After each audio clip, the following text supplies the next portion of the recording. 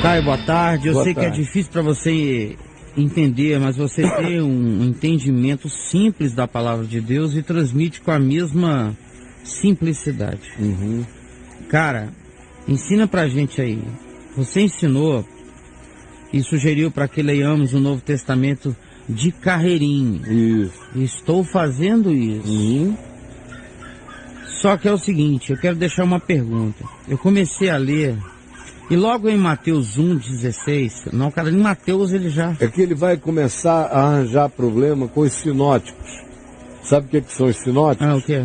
São os evangelhos que repetem as mesmas histórias. Mateus, Marcos e Lucas. Aí, como ele começa a ler de carreirinha, mas ele lê com uma mente ainda muito religiosa, o pressuposto dele ainda é religioso. Eu vou ler a Bíblia de carreirinha, conforme o Caio, o Novo Testamento de carreirinha, conforme o Caio sugeriu e pediu, mas eu tenho que, enquanto eu leio, chegar à conclusão da inerrância do texto. Aí, por exemplo, ele lê Mateus, a genealogia de Mateus, Jesus em Mateus. É diferente da genealogia de Jesus em Lucas. Aí já começa com o primeiro problema. Aí já entorta, ele já começa a ler com a cabeça religiosa da doutrinação. Uhum. Aí ele chega lá, Marcos 5, por exemplo, é um endemoniado gadareno. Em Mateus, do texto sinótico equivalente, são 2 endemoniados gadarenos. Aí ele chega em Jericó, Bartimeu, filho de Timeu, é um cego. Em Mateus são 2. Ixi. Aí ele começa a se engatar.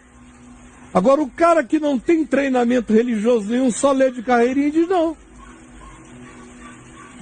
Eu não entendi aqui por que a genealogia de Mateus e de Lucas são diferentes. Primeiro ele só ia entender que são diferentes depois de muita leitura, porque numa primeira lida ninguém percebe a diferença não. Os pontos pivotais são tão comuns que o cara não nota a diferença disso e de muitas coisas. Vai notando mais dessas expressões distintas. Num evangelho é 1, no outro é 2, mudança de números, aqui são 4.000, lá são 5. Aí ele cai no IBGE da escritura, geografia e estatística, e vai se perdendo aí. No evangelho de Mateus, Marcos, Lucas, a purificação do templo é num certo lugar, é antes de Jesus ser morto. No evangelho de João é logo depois de Caná da Galileia. Aí ele começa a querer organizar uma cronologia, quando o que eu estou pedindo não é isso. Só leia. Leia as palavras de Jesus, as histórias de Jesus, não tente ser erudito. Você não tem estrutura para erudição. Erudição já é outro do departamento, mas erudição não salva.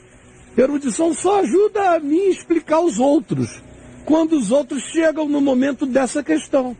Aí eu vou explicar, olha, o Evangelho de Mateus segue uma linhagem onde o que se elegeu como linhagem foi o pai de Jesus, José. E no Evangelho de Lucas segue-se uma linhagem onde o protagonista eleito para a convergência foi Maria, a mãe de Jesus. Por isso os pontos comuns são os mesmos, porque houve tantas interseções genealógicas entre eles. E existem pequenas variações por causa de onde veio.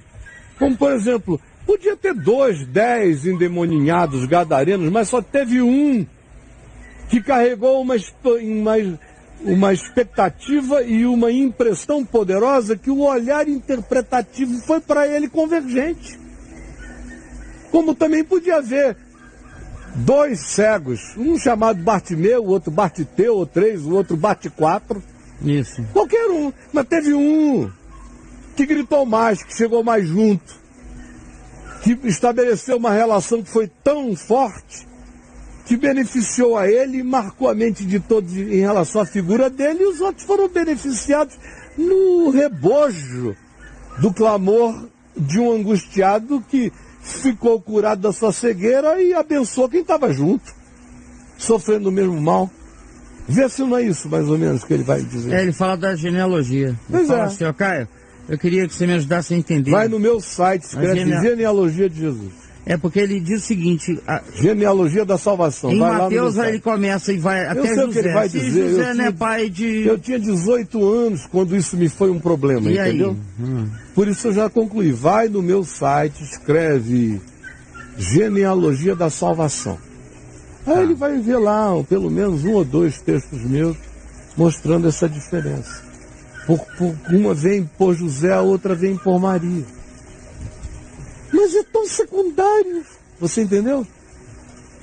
O cara religioso é que já vai ler procurando fimose. Sexo de anjos. Eles querem ver, querem ler com cientificidade o texto. Para com isso, cara. Lê com burrice contínua que você vai entender. Burrice contínua? Com humildade contínua que você vai compreender. Ao invés de ficar já assim, com esse candidato a botar o jaleco no laboratório do estudo dos evangelhos, não vai a lugar nenhum, já perdeu. Já perdeu. Já nasceu morto. Está com a cabecinha ainda de jalequinho de seminário. Não, meu filho. Eu não sei nem se você passou aí pelo cimentário. Cimentário. Que não é um seminário. Não, é um cimentário. É um cimentário, é para cimentar o cara.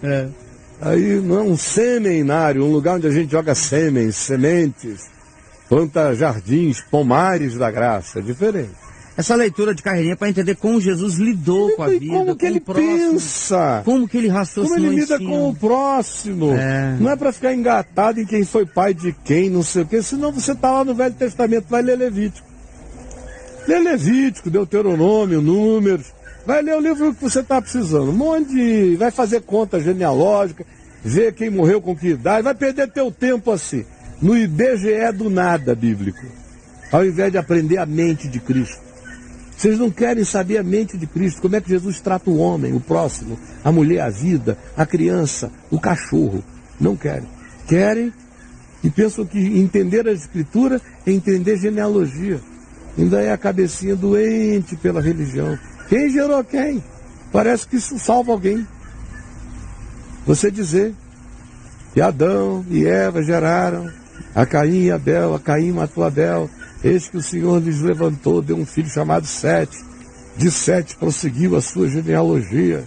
De Sete vem, numa sequência de gerações, chega-se a Noé. O 8º naquela sequência.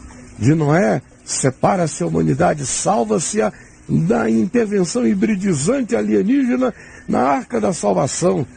E Noé teve 3 filhos, Sem, Cão e Jafé. Deus preferiu separar 100. Foi da genealogia de 100 que veio o semita Abraão, que se tornou o primeiro hebreu, o peregrinante da fé. Aí Abraão gerou a Isaac, Isaac gerou a Jacó, Jacó teve 12 filhos. Mas do filho 4, chamado Judá, Deus suscitou o cetro até que venha Siló. Judá gerou a Davi. Davi gerou a muitos filhos, mas Deus escolheu a Abraão, filho da adúltera Batseba. Abraão teve muitos filhos, mas foi Roboão quem dividiu o império. E daí em diante a graça de Deus se plantou mais no reino sul de Israel, embora houvesse profetas nos 2 lados do reino, mas em Jerusalém, em Sião, estavam as promessas de convergência. Aí você vai, e ninguém é salvo, cara. E ninguém muda de vida, ninguém vive melhor, ninguém nada. É só besteira. Entendeu? Vamos separar os meninos dos homens.